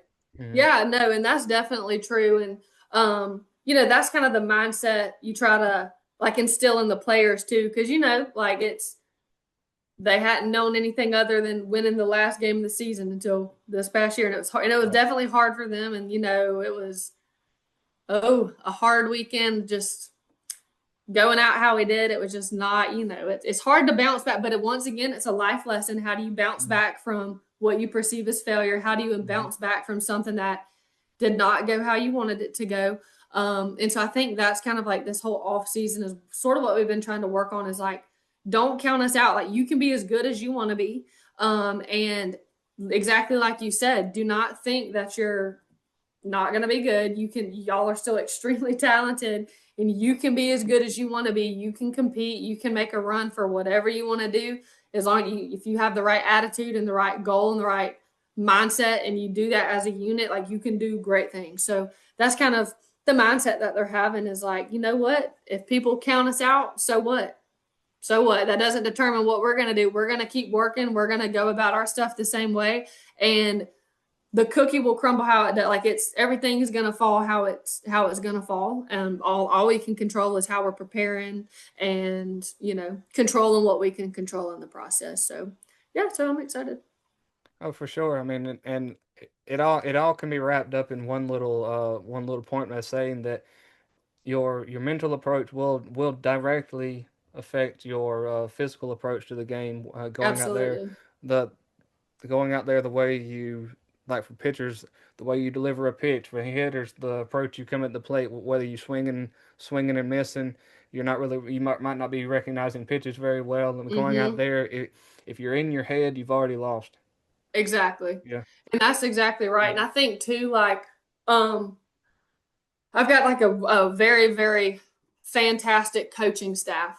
So and I have 3 new coaches onto it this year. All are they're all way smarter than me. I've got one of them is a current MLB hitting coach, like for Shohei Ohtani and Mhm. Mike Trout. He is their Mhm. hitting coach. So we've got that. I have a head coach that just transitioned over to Northside. He's been a head baseball coach for the past however many years. And then a guy who played college baseball at CSU that's got a lot of accolades there as well. In addition to my amazing coaches I've already had, like a Hall of Fame pitching coach, my other assistant coach, Keisha Wilson, who's been coaching for I think 16 years. I mean, she's so experienced. And then Bennett Wilson. I've got a great coaching staff that is helping like with the player mindset that the game is already hard enough mentally. Trust us, we have skill. Like we are all knowledgeable in our own ways to be able to prepare you the best that we can. So trust us in the process of preparing you to get the best out of you. So that way you're not having to think about the mechanics. You're not having to think about that. That way when you're in a game, all you are doing is having fun. And so I'm just glad like with the coaching staff I have that I know that they're being prepared. I know that like mechanically, fundamentally, developmentally, like strategically with softball IQ, they're being so prepared that then when game time comes, they just need to like have fun and let loose. And so it's been good. Like my coaching staff's been very positive, and we've been really, like you said, just kind of working with them on the mentality of like, stop putting so much pressure on yourself. Get up there and have fun. It's a game. It's literally a Yeah. game at the end of the day. So, Yeah, for yeah. sure, for sure. You want to be able to realize that the one thing you should be doing up front is having fun. And I know of Yes. course of course I do want to give a shout out, and that it kind of fits in with what you've been saying to two coaches that I absolutely have loved interviewing: Madison Herron at Bruton Parker, and Mm-hmm. Becca Hewitt, who's now at Alabama A&M. They've both said this same point, but worded it differently. It's basically to if you go out there and start messing up on the field, is to have selective amnesia. Is to go out Yeah. there if you've made a bad play, if you struck out, or if you did something wrong, first acknowledge that it happened, but then immediately forget that it did. Yes. Yeah, Yeah. it's always about not yeah. You need to realize that you messed up, but now okay, now forget about it and go Right. make up for it. Right. And that's like, we even tell them too all the time because number one, girls I feel like are sometimes way more harder on themselves, I think, Mhm. than sometimes guys are. I feel like guys can kind of just like bounce back a little bit sometimes, or just like go on and hit the next guy or whatever in football, but Mhm. girls sometimes I feel like have a little bit tougher of a time doing that, and they want to, especially like from the coaching standpoint, they usually want to please you. And so we always tell them, we're like, we will not get onto you for making a physical error. We will get on to you if you make a mental error that could have been controlled because you weren't ready or you weren't focused, or you know what I'm saying, like things that were in your control. You can't necessarily control a bad hop on a ball. You can't control certain things like that, and we will never get on to you if you make that type of mistake. But other things, that we think you, maybe it was the process that led up to it, if there's something in that could have changed to put you like in a better position, we'll obviously talk you through that. But never if they just make a physical error are we ever gonna like get on, because they're already hard enough on themselves. And I was the worst at that as a player. I was so daggum hard on myself Mhm. that I didn't need anybody else telling me that I just screwed up because I knew I did it. So yeah, so I that's so true. Like the selective amnesia or the flush it, like we say, flush it, Yeah. like onto the next. And so, but yeah, it's hard with girls. Yeah, for sure. And I want to hit one final segment because we've been at this for a little while, and to kind of close it all out with the experience that you have and the connections that you have. I know you followed some softball around for a good bit, especially from this past season, I would think. Mm-hmm. So I want to Oh break yeah. down one thing I didn't get the chance to do a handful of weeks ago was to break down how the Women's College World Series ended up playing out, and very quickly touch on the new Athletes Unlimited Softball League that's just kicked off to a monumental start. And with all the talent that's now flooding those rosters as well, and at the end of softball season this year, we did not get a five-peat. So some people hated to see that, and some people were elated to see that. I know that, but at the same time, we had half of the rematch last year. Texas made it back into the national title series, ended up winning. Mhm. So congrats to Mike White on that. I mean, Mike Yeah, White, who's a legend of a coach that finally was able to seal he the deal. is. And Texas Tech was able to get in for the first time as well, thanks to phenom pitcher Najee Kennedy, Mm-hmm. who was the acquisition of the offseason, I would say. So I mean, so overall, what were your thoughts on how everything ended up? You had the Texas Showdown basically of two Right. of two big of two big programs. Oh yeah. No, I think it's.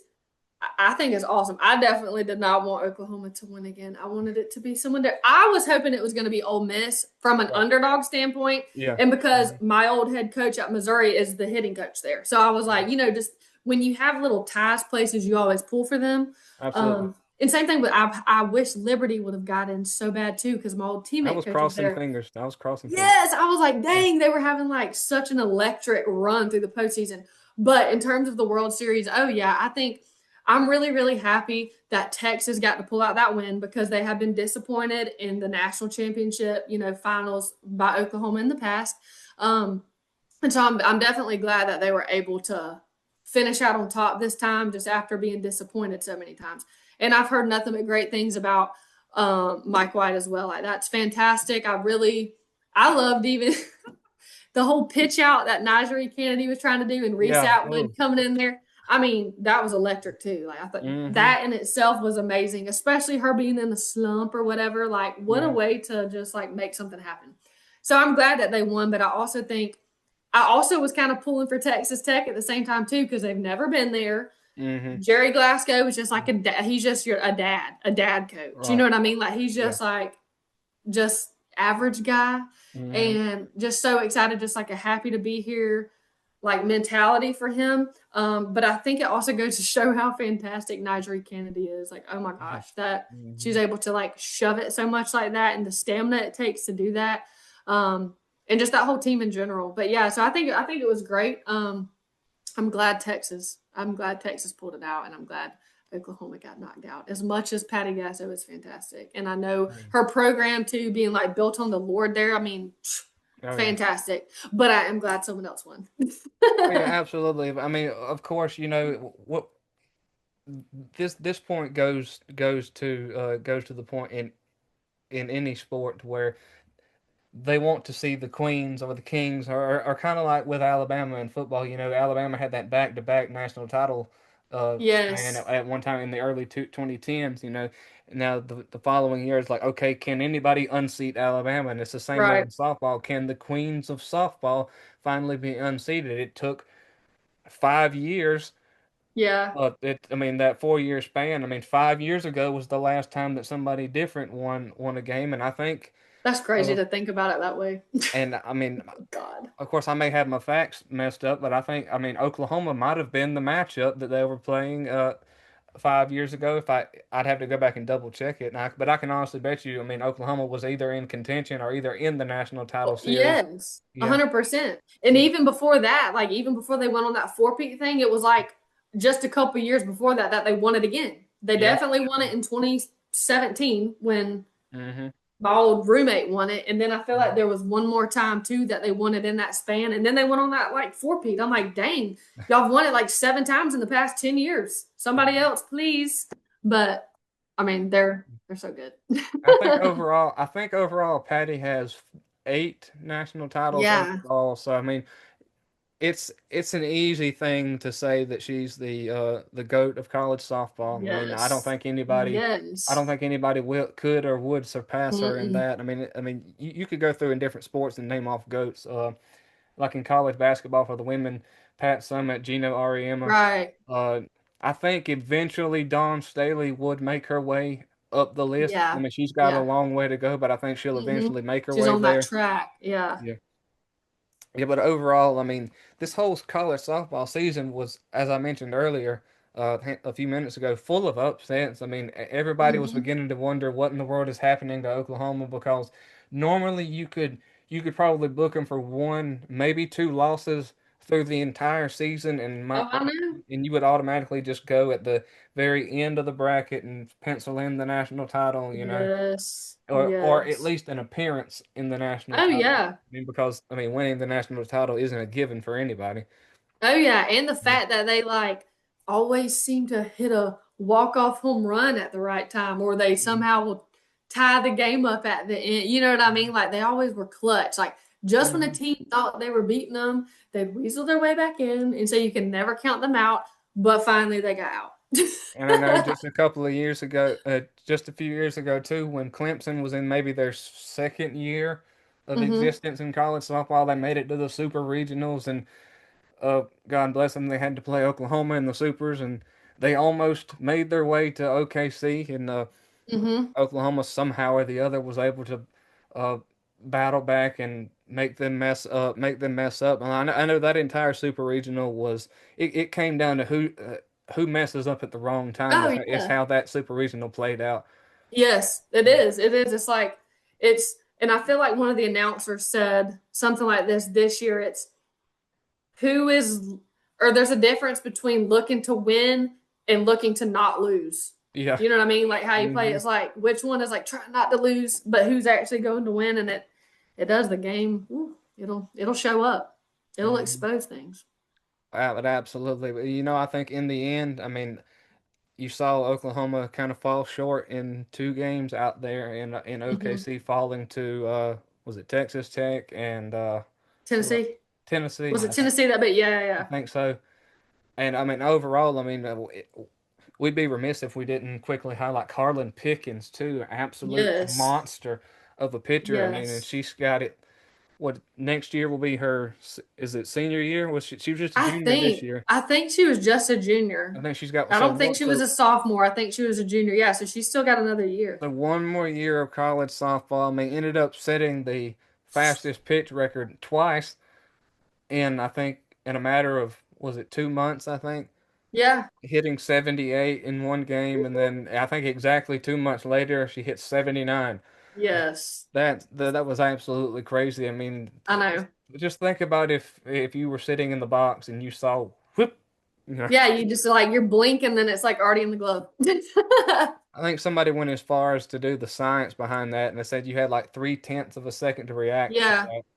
And I was like, It's that's crazy. probably like because I remember when they were like when they would compare like 70-mile-per-hour pitches, what that would be is like an MLB pitch, and it was like Mhm. 100, like a 70-mile-per-hour pitch was like a 100-mile-per-hour pitch. So then if you think, well, dang, a 79 mile per, I mean, that's getting on up there in the hundreds for like from a Yeah. baseball standpoint. Yeah, it's like it's a blink. Like you just have to be ready, Yeah, ready to go. yeah, you've pretty much had to have make your decision. I was like, "No, Yes. I'm swinging at this no matter what, but you Yes. better start that swing early. That's right, 100%. And then the very last thing to touch on real quick, because I mean, there's not much for me to cover because I don't know exactly what city they're in at the moment right now. So I mean, but overall, the Athletes Unlimited softball league absolutely chock full of talent so far. I mean, they've split it up into four teams now, uh, each individually named. We'll talk about. I know one team in particular, the Talons. People were talking about how crazy it was. About a week ago, I saw where how crazy it was to see the head coach of the Talons having Bree Ellis hitting in the seven hole. I mean, usually you see her hitting third or fourth, but there's that Yeah. many people in that That roster many, with yes. that are so talented. And I think you had one of the Romero sisters in that lineup, and a bunch of others that have been out of college for a couple of years. Mm-hmm. But so much to where you had to find a spot somewhere in there to pencil in Bree Ellis, but you put her in the seven slot. You just never saw that at Arkansas. It was either Yeah. three or in the four hole maybe.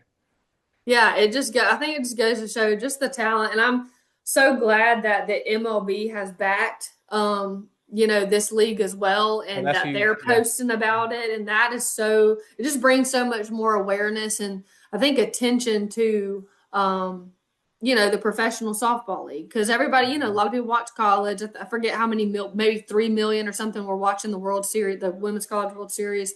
And just there are people who are like huge fans of softball. It's such a fast paced game. It's so fast. And so the fact that obviously like the MLB, a big monumental thing, is also bringing attention to that and backing it and stuff, I think will help as well. And Oh, so I think it's just a great opportunity for players to keep playing. oh, for sure.